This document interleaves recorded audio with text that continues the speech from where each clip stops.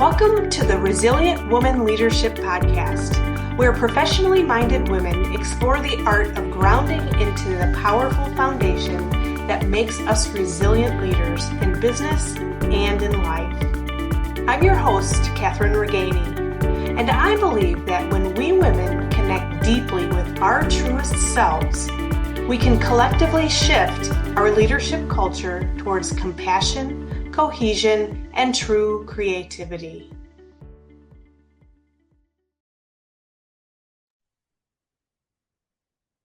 Hello and welcome. And today I am so excited to introduce to you Dr. Doreen Downing, psychologist and fearless speaker coach. She is an author, speaker, and a podcast host.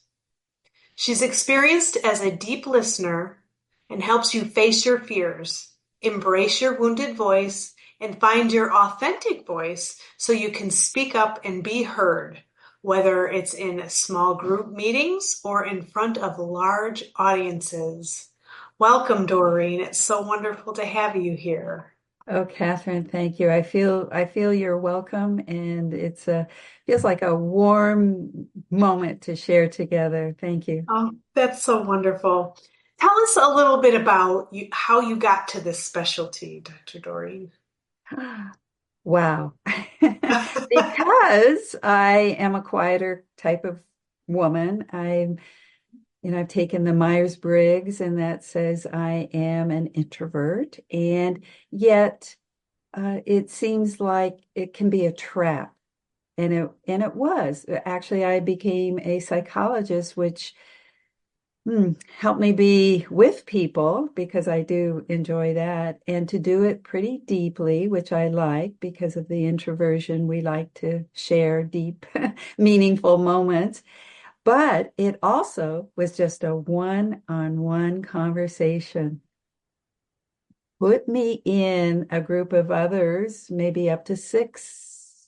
I would my heart would start to beat, and I would be terrified, I would say, that it was just so hard for me to find my voice and express myself, even in saying, hello, my name is Dr. Doreen. It's just like, well, what was wrong? And I didn't want to face it because I didn't have to, as long as I was in my office doing the good work I was doing and avoiding any kind of public speaking arena. Yeah. So what changed? What made you change that? I would say that I think there was just a growing sense of the more inside of us, maybe a calling, you might say, Mhm. perhaps, and also there was a time actually when I got diabetes that I thought, I want to be on the Speakers Bureau and tell the world that diabetes is a dangerous disease, because I was walking around undiagnosed for months and it was very dangerous. It was life-threatening. So I signed up for the Speakers Bureau, and it was 6 sessions. I went through all 5, learned everything I was supposed to do, how to talk about statistics and help people wake up. And the 6th class was when we were supposed to go and give our speech, our presentation, and I didn't show up.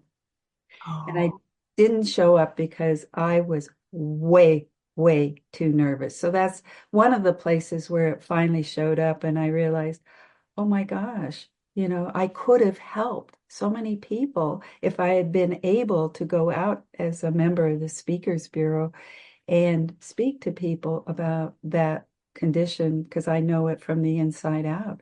yeah. Wow, now that's a wake-up call. It was. Yeah. So talk to us a little bit about like what are the steps that you took to really bring yourself out, get yourself over that fear, or maybe not over it, but feeling that fear and doing it anyway. Yeah. Well, I think the easiest, and it's pretty popular, is the International Organization of Toastmasters, Hmm. right? So I found one locally, and I also started doing some classes, but Toastmasters was the beginning. However, I realized that I was just getting good at, again, hiding. I learned performance techniques. I learned how to do vocal variety, how to Yeah. do a beginning, middle, end, and be out there. And yet, my quiet self, Kathryn, my quiet self was still hidden. Yeah. I could feel that. I knew it. And so that's when I started to do the deeper dive, the deeper work of going on the inner journey. I'm a psychologist anyway, so why not? I know how to navigate and increase my, self-awareness through self-discovery. And that was the beginning of me finding programs that allowed me to stand up and not have any expectations. And it was a group called Speaking Circles. Oh. And it was started by Lee Glickstein, a fellow who was a comedian who had suffered stage fright. But what he did was put his friends around him and ask them not to judge and to look for maybe something that was more, I don't know, necessarily funny, but something that worked inside of what was coming across from him. And so, this idea of standing in a group with no expectations, finding your voice in the listening, because what they are doing is listening, not to content. In fact, you didn't have to say a word. You could spend your whole time in front of people, not saying a word, but just being like it's almost like the body begins to feel how to center, how to ground, Yeah. even when you're in a situation with all eyes on you. But it was a safe space. So that's number one is unlike Toastmasters where you had clickers and you had to Oh, get yeah. evaluated. This was honoring the essence of who's inside of each one of us. And I felt like my essence was finally seen. And they gave feedback, and the feedback I was giving was warm, magnetic, which means I draw people to me in my speaking as opposed to, like dynamic out there, Yeah. prancing around, banging on tables, but just Yeah. what. So I went, wow, I could be quiet and I could be powerful and I could speak and I could be heard. And I became training director of that organization. I still am. Oh, I love it. So that's a really nice transformation. So I like the idea of you just standing sort of in your power without saying a word. Yes. Yes. The full fright right there on display. And you realize in that moment it's all inside of you, especially when you have, like what you're giving me right now, kind eyes, Yeah. heartful listening, deep listening, and you're okay. You're okay. And it brings and it grows this inner sense of well-being, wellness, beingness, and speaking, I believe now comes from the being of us, not the doing of us. And I Oh, think Toastmasters was about the doing. Do a better job, do a better speech, do it better. yeah. Yeah. That's a really good point. I was part of Toastmasters myself, so I know how that goes. Yeah, I think it's a fantastic organization to get yourself out there, to yeah, really get some structure behind what you want to do, get yourself out there. But I really like the concept of your organization where you're just really standing in your power, regardless of how afraid you are, but yeah, really learning how to just be okay with that fear. yeah. And the way you just took your breath right there also, it's just Yeah. like, is that we naturally, I believe, with a safe, supportive, whether it's me as a coach or a group of us, because I do group coaching also, there's a way in which the holding environment allows the body to relax so that the fear dissolves much more naturally than the fear, that phrase used in the beginning, do it anyway. Feel the Yeah. fear and do it anyway is I would much rather help people dissolve the fear so that they can do it more at ease. Yeah, exactly, exactly. I think that's a much better. It's an easier way to do it. It can be, but it's also that's a good insight. I think it's also both. It's also it's easier and it's harder. I mean, both are hard. I mean, facing fear is hard. Yeah, it is. It is. It's very difficult. Um, so like, I know one of the things that you like to talk about is talking about facing your fears. Yeah. It's really about curiosity. Yes. Can you Yeah. go into that a little bit? Yeah. Great. I believe that people want to, like, I mean, I know it. I know that I avoided fear. I didn't put myself in any kind of spotlight, even in extended family situations. It was difficult for me to get a word in edgewise, that kind of, is there space for me? All that kind of. Hmm. So, why look at fear? Why? Why? If you're pretty comfortable and you could just say, hey, I'm just a quiet person. I don't need to ever speak. But your voice is always with you all day long, every single day.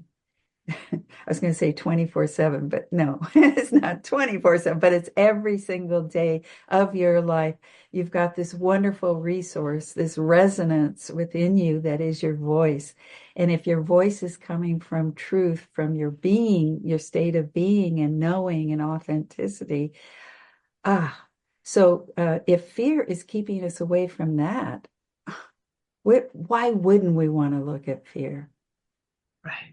Right. So I think that most people want to I mean, that's what they say in my coaching programs, that's what they say. I just want to get rid of it. And I said, ooh, let's discover more about either how it got there in the first place, what's it keeping you from right now? Is there something on the other side of fear that you're wanting? Maybe fear is the path to what you want. They say, what's in your way is the way. Wow, that's pretty profound. Yeah, I There use is that truth. in my classes. And hopefully it reaches people is, oh, you mean I have to look at fear? Yes. And then help them be non-judgmental, open, curious. There could even be some kind of treasure in it, like help them approach it with new mindset. Yeah, yeah, I love that. Just get a little curious about, okay, I'm terrified. Yeah. Why? Yeah. What makes this fear, important to me? So, getting curious and then embracing your fear. Can you talk to us a little bit about that next step? So instead of including getting curious, then you can start to embrace it. Yes. And I would say that what we're talking about already, the facing your fear and embracing your fear is part of my 3-month program, Find Your Voice, because you can't find your voice if you're letting fear stand in your way. Yeah.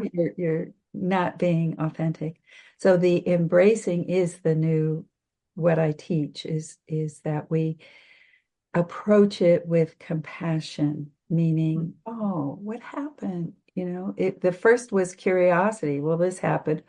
Oh, well, tell me more. I have a visual, you can see me right now. I don't know if what I'm doing right now for those of you who are listening is holding my hands up like a chalice or something. And if you put fear right in the middle of it, we see that, oh, we're holding fear and letting it dissolve naturally by not forcing it. And so by having compassion, we say to ourselves, I understand you. Tell me more. Because you could do some of the inner child work because it's a whole training on how fear developed if you're going to look at childhood history, trauma, those kinds of schools and bullying and teachers and entering the work world, the corporation. There's just so many ways in which our voices are taken away from us, or we give them away, Mhm. right? Or we learn that it's not safe to speak up. So in the finding the fear, we can also do some dialoguing with it. Hello in there. I hear you. Do you want to say more? And that's what the embrace, making it feel welcomed, I guess, making Yeah. fear feel like it's not a bad guy and you're coming at it with a sharp chisel that's, speaking of chisel, that reminds me of the Michelangelo quote about the angel and the marble, you Oh, know. yeah. And so it's just like, yeah, I see you. You're an angel inside. Yeah. Yeah. I really love the concept there of really being with that fear. And I, I was just thinking too, as we were having this discussion, sometimes it's a fear, at least what I've noticed is sometimes it's a fear of differing opinions. Yes. Hmm. What if this person or these people don't agree with what I have to say? Absolutely. I was just talking to somebody about that this morning, and that's exactly what she said is she wants to stand in her truth because she knows it, and she also can hear the voices of other people saying, "What? That's crazy," or, how I don't believe you, or and then so what's next is, in this kind of line of fear is what happens next is that whoever's saying those things is like confronting you. So then especially if you're avoidant type of person and you don't want to be confronted, you're not going to say things where other people are going to get upset. So one of her strategies that we worked or she saw is that, oh, I could say that's true for you. This is what's true for me in my experience. Yeah. Oh, I love that. Yes. Yeah. Or Mhm. this is my perspective on it. Yes. Yeah. Because truth doesn't always have to be the same for everybody. I Yeah. mean, there is divine truth, and we even differ on that. Right. On the definition or the translation on all of that. So I really like that perspective of it's true for you, and that's not necessarily true for me, and this is how I see it. Hmm. And And when being you, able to say that, that's the voice, right? That's finding your voice. But first you have to listen and get to know what the sound of your own voice is. And yeah, that's a whole step in itself too. yeah, I love that. I love that perspective. So, Dr. Doreen, you were talking a little bit about you've got some programs. So, how do people get a hold of you if they want to learn more about what you have to offer? Well, I am taking all of my own personal experience of breaking through fear and finding my voice. And as a clinical psychologist, I bring that as well as mindfulness. So I truly believe in presence and connection and authenticity. Some of what I know you and why I'm so happy to be getting to know you better is because it's about the deeper going within yourself to find who you truly are and the strength of who you are, and that the voice comes from there. And so that the coaching programs, individual and group coaching programs I have are called Find Your Voice. And I also have some master classes. The master classes are free right now. And from quiet to confident, 3 steps to fearless speaking. And those are you could go to, I think the website is a good place, DoreenDowning.com, DoreenDowning.com. And those will be on the show notes. So if you didn't catch that or you're driving, we'll have those in the show notes so that you can find um, that information. and I'm on all social media. So if somebody's on LinkedIn or Facebook, they should be able to find me. And today I'll be interviewing somebody live in my Facebook group. So there's Oh, lots of opportunities to learn more about, especially for the people who feel like they hold themselves back or they're hiding, yeah, right?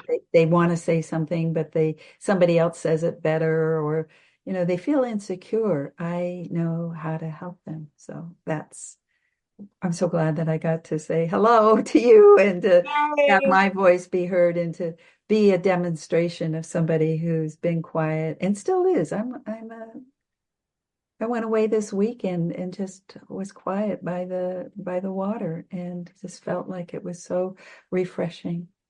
Yeah, that's so beautiful. Well, thank you for being here today, Doreen. I really, really appreciate it. I'm so glad that we had this opportunity to talk, and I look forward to more conversations with you. Yes, I would like that. I would like that, Kathryn. Thank you. Thank you. Thanks for listening to the Resilient Woman Leadership Podcast. Remember to take my Dragon Woman quiz at dragonwomanquiz.com. In just 2 minutes, this fun quiz will reveal your Dragon Woman and connect you to the resources so that you can leverage her power for good. And if you've enjoyed this episode, subscribe now so you can hear more inspiring stories from other resilient, wise women who will uplift and inspire you. Your review really matters to me, so please gift me back by reviewing this episode. Want more Kathryn? You can find me at energy-pathways.com.